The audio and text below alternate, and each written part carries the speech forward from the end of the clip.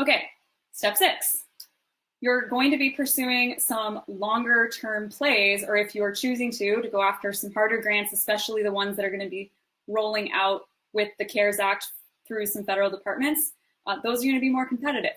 And so generally speaking, my quick advice on that is right now there's a lag before those departments are going to start rolling those out. I think we've got 4 weeks or so. And so doubling down on your grant writing training right now is very beneficial and a good move so that you're ready to go. Because generally speaking, grants are going to be a lot more competitive, particularly in the nonprofit space, because a lot of them never had to turn to grants. They had other ways to generate income and do some fundraising that's now not available to them.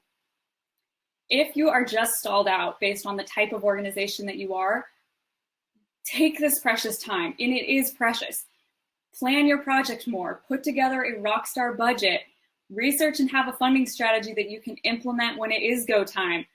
So this is a great window to still get a lot of work done, even if it feels like, oh, I don't know if we can even do anything. So that's just my general advice on kind of how to handle these bigger pursuits that are starting to come down the pipeline and figuring out maybe who even else you want to be working with.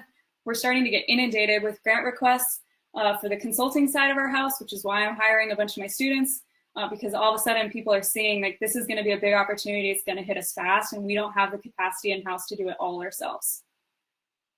Okay, so carrying on. So basically my belief structure around learning any new skill is that it is important to learn by doing, like getting in there and just going for it, because that's how it's going to click. But I am not an advocate for learning everything the hard way because it simply takes too long.